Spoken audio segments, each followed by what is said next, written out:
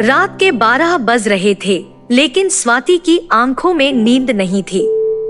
वह करवटें बदल रही थी। उसकी बगल में लेटा पति वरुण गहरी नींद में खर्राटे भर रहा था। स्वाति दिन भर की थकान के बाद भी सो नहीं पा रही थी।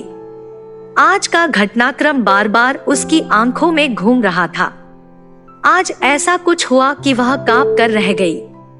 जिसे वह सिर्फ खेल समझती थी, वह कितना गंभीर हो सकता है, उसे इस बात का भान नहीं था। वह मर्दों से हल्का फुल्का मजाक और फ्लर्टिंग को सामान्य बात समझती थी। स्वाति अपनी फ्रेंड्स और रिश्तेदारों से कहती थी कि उसकी मार्केट में इतनी जान पहचान है कि कोई भी सामान उसे स्पेशल डिस्काउंट पर मिलता है। स्वाति फोन पर अपने मायके में भाभी से कहती कि आज मैंने वेस्टर्न ड्रेस खरीदी, इतनी बढ़िया और अच्छे डिजाइन में बहुत सस्ती मिल गई। मैंने साड़ी बिल्कुल नए कलर में खरीदी, 1000 की है पर मुझे सिर्फ 500 में मिल गई। डायमंड रिंग अपनी फ्रेंड से ऑर्डर देकर बनवाई। ऐसी रिंग का वह 2 लाख से कम नहीं, परंतु मुझे कब वह 2 लाख में मिल गई। भाभी की नजरों में स्वाति की छवि बहुत ही समझदार और पारखी महिला के रूप में थी। वह जब भी कोई सामान खरीद कर भेजने को कहती, स्वाति खुशी खुशी भिजवा देती। पूरे परिवार में उसके नाम का डंका बजता था। स्वाति आकर्षक नैननक्श वाली पढ़ी लिखी महिला थी। बचपन से ही उसे खरीदारी का बेहद शौक था। लाखों रुपए की खरीदारी इतने कम दाम और चुटकियों में करती कि हर कोई हैरान रह जाता। स्वाति का मायका मिडिल क्लास फैमिली से था। 15 साल पहले एक बड़े उद्योगपति परिवार में उसकी शादी हुई। शादी भले ही करोड़पति घर में हो गई, लेकिन संस्कार वही मिडिल क्लास फैमिली वाले ही थे। एक से एक पैसे की कीमत वह जानती थी। घर खर्च में पैसा बचाना और उस पैसे से स्वयं के लिए खरीदारी करने में उसे बहुत मजा आता।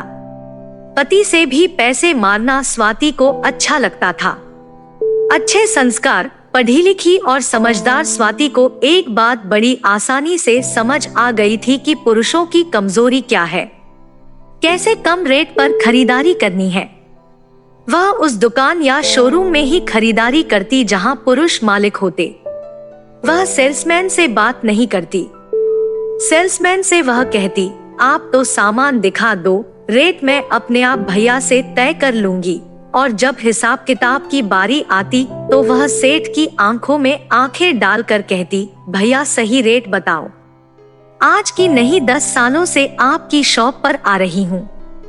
भाभी आपको रेट गलत नहीं लगेगा, क्यों चिंता करती है? सेठ कहता, नहीं इस बार ज्यादा लगा रहे हो, मुझे तो स्पेशल डिस्काउंट मिलता है आपकी शॉप पर। कहते हुए स्वाति काउंटर पर खड़े सेठ के हाथों को बातों बातों में स्पर्श करती या फिर कहती, भैया आप तो मेरे देवर की तरह हो, देवर भाभी के बीच रुपए पैसे मत लाऊं।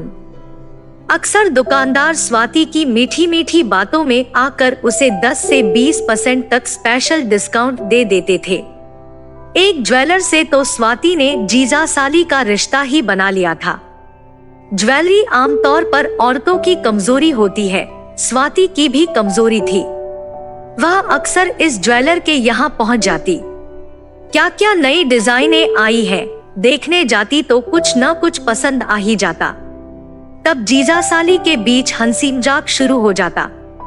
स्वाति कहती, साली आधी घरवाली होती है, जीजाजी इतने ही दूंगी। ज्वेलर स्वाति का स्पर्श सुख पाकर निहाल हो जाता। उसके मन में स्पर्श को आगे बढ़ाने की प्लानिंग चलती रहती, पर स्वाति थी कि काबू में ही नहीं आती थी। सामान खरीदा और उड़न छू उस दिन भतीजी की शादी के लिए सामान व ज्वेलरी खरीदने स्वाति ज्वेलर के यहाँ पहुँच गई। उसे भाभी ने बताया था कि क्या क्या खरीदना है।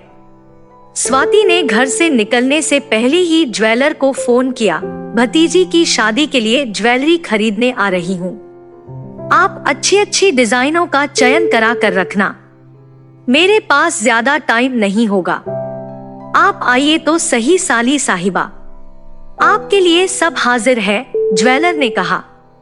ज्वेलरी की यह दुकान कोई बड़ा शोरूम नहीं था, लेकिन वह खुद अच्छा कारीगर था और ऑर्डर पर ज्वेलरी तैयार करता था। शहर की एक कॉलोनी में उसकी दुकान थी, जहां कुछ खास लोगों को ऑर्डर पर तैयार ज्वेलरी भी दिखाकर बेच देता था और ऑर्डर देने वाले को कुछ दिन बाद सप्लाई दे देता।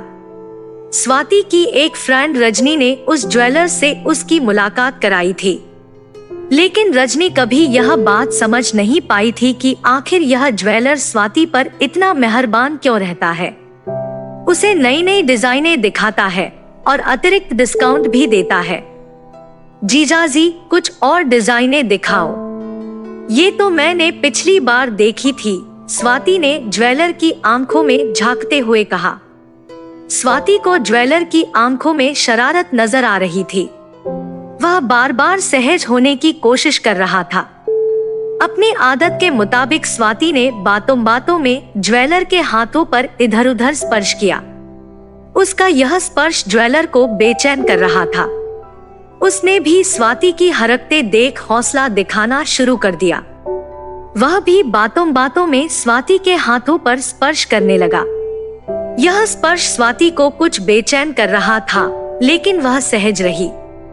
उसे कुछ देर की हरकतों से स्पेशल डिस्काउंट जो लेना था।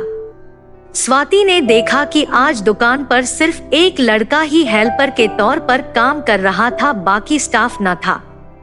ज्वेलर ने उसे एक सूची थमाते हुए कहा कि यह सामान मार्केट से ले आओ और जाने से पहले फ्रिज में रखे 2 कोल्ड ड्रिंक खोल कर दे जाओ। आप और नई डिजाइनें दिखाइए ना, स्वाति ने कहा। हाँ, अभी दिखाता हूँ, कल ही आई है, आपके लिए ही रखी हुई है अलग से, तो दिखाइए ना, स्वाति ने चाहते हुए कहा। आप ऐसा करें, अंदर वाले कैबिन में आकर पसंद कर ले, अभी अंदर ही रखी है, लड़का भी जा चुका है। तो स्वाति ने देखा लड़का सामान की सूची लेकर जा चुका था।